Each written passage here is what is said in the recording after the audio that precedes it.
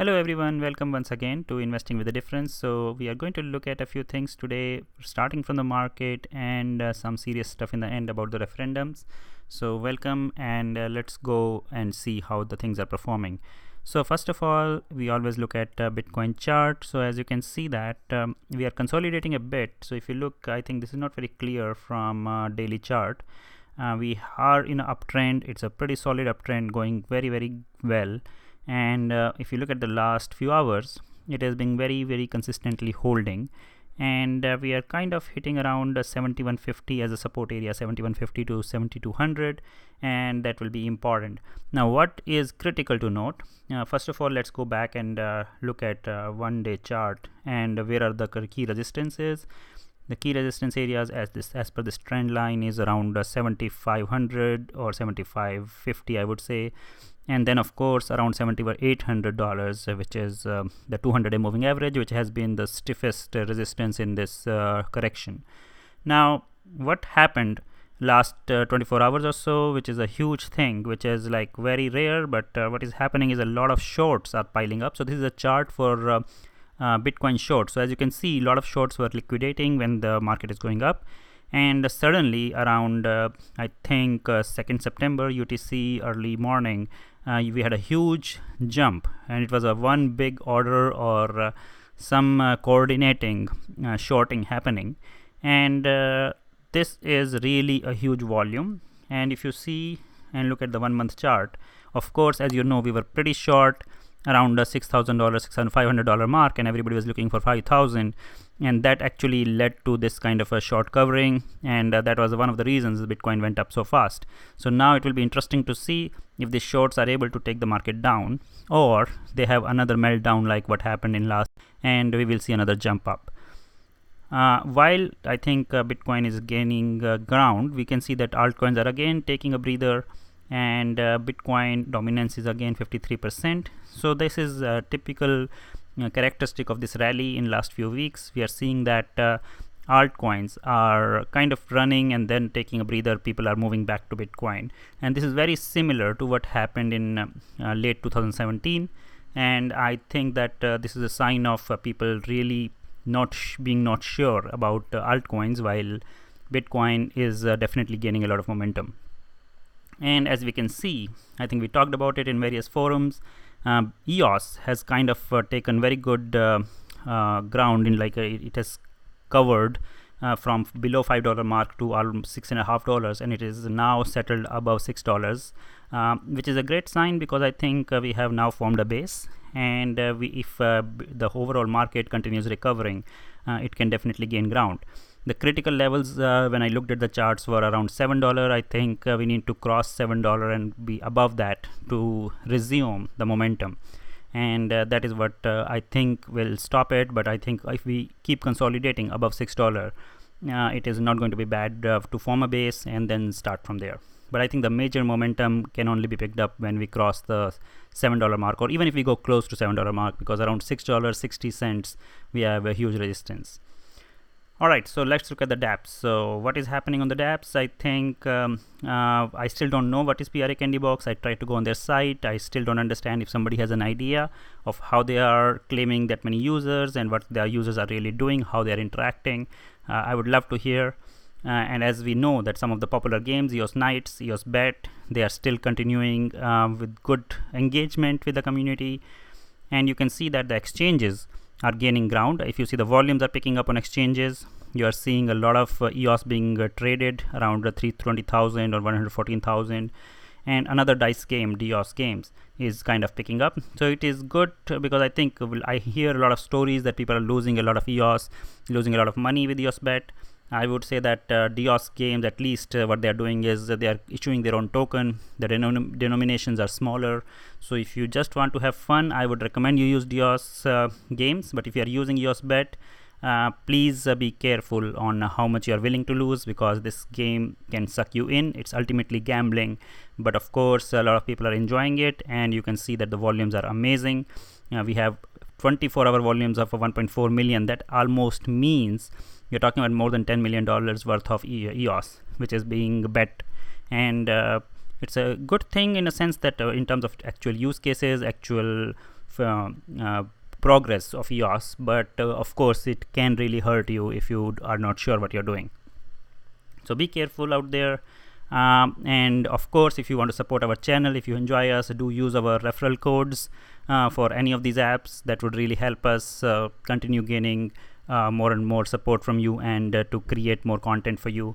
So we will drop our referral codes in the video, so you can do that to help us and contribute to the funds.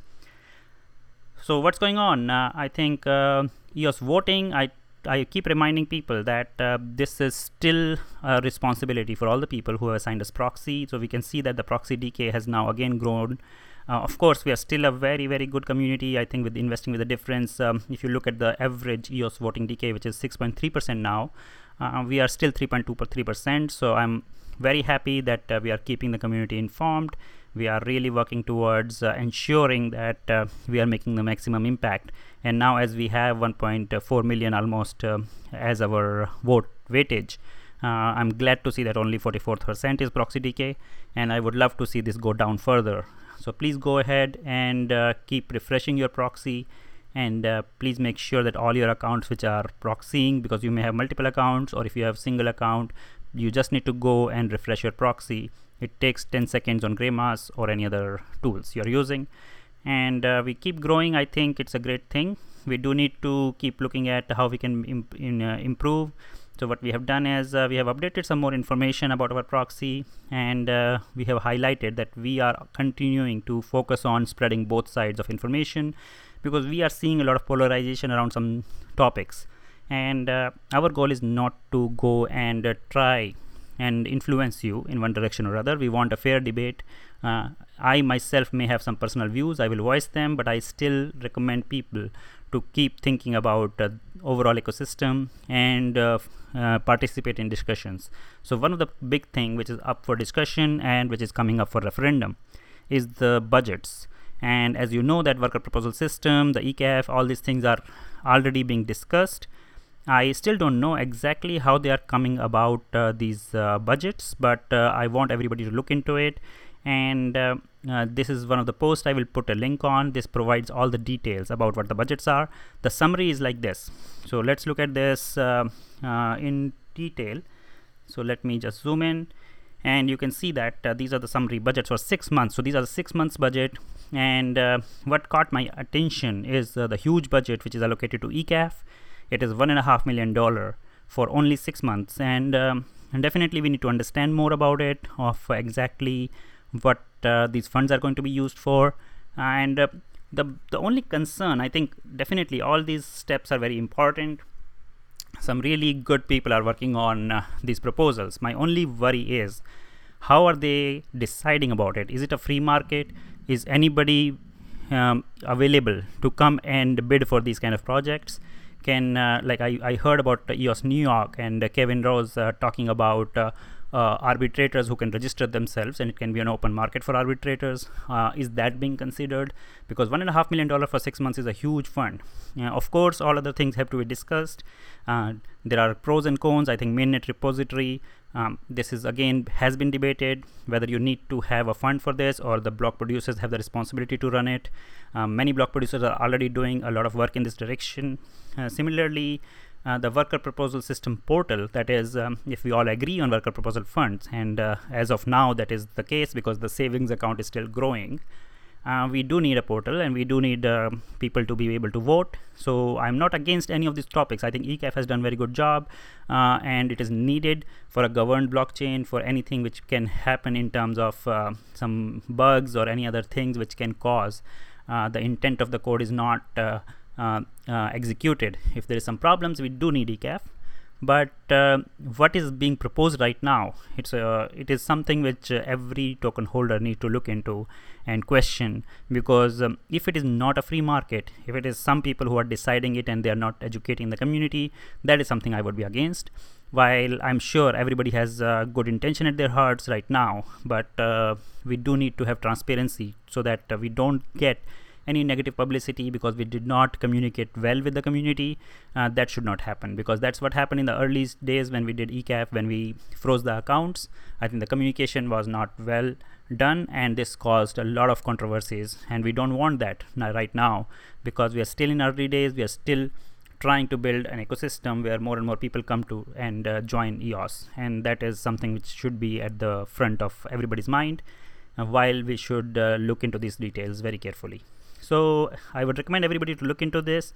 One more thing which came to my attention is what I'm hearing is that all these 4 proposals are being bundled into a single vote. Now this is something which I do not agree with, again, because what you're trying to tell people is that if you like one of these proposals, you have to like all others. Now this is not a great idea, again, because people want to participate. Then they would like to say that, okay, let's say I like some of these ideas, but if I have them passed, I will have to vote for something which I don't like. So all these things have to be discussed, and I don't know which forums, because I'm trying to be in some of the Telegram channels, some of the other debates, and it's very difficult to understand where exactly one can go to for understanding the process behind it. So I hope that these communities come together and document how this was come across, so that people can understand, and then they can vote with an educated manner, and not just because of some association with somebody who is guiding them. And again, I don't want to be the one who guide you in one direction or other. I'm just asking questions which people need to answer. I'm not for or against this referendum. I'm trying to just answer questions and trying to figure out what's going on. So this is the status. I would let people comment on it, and without giving my firm views on any of these topics, and we need to figure out whether this is good for the community. Of course, I think overall it is a community driven blockchain, and we do need people to come to a consensus, which is very important. So one thing, while we are talking about it, let me remind you that the proxy voting, which is happening for the block producers, that is independent of the referendum. So any referendum which happens, this will not take into account your proxy. So you will have to vote yourself for the referendums. Proxy vote, we cannot vote for you, and the proxy votes will not count. That's what I'm hearing. Of course, this system is still under development, so things will keep changing, but that's what I'm hearing right now. So all those who are asking me questions about my views on these referendums, it doesn't matter, because even if you have assigned proxy to us, that is only applicable to block producer voting, and that has nothing to do with these referendums.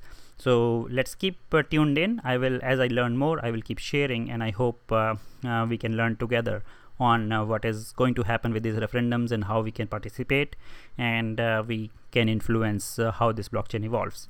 But overall, as I keep reminding you, our focus should be on how the blockchain is doing, how the new apps are coming, and that's something which we should all be excited about. Let us not bring these political issues to the front. We should focus on how well we can do as a blockchain, as a developing ecosystem, and we will keep focusing on new apps. We will keep focusing on sharing information about how to participate. So thanks a lot again, and once again, as I said, please join us in our Telegram channel and our Facebook page if you want to join in conversation, to participate, and like and share our videos if you like our content. And please, as I said, if you want to contribute, the best way is to use our referral codes.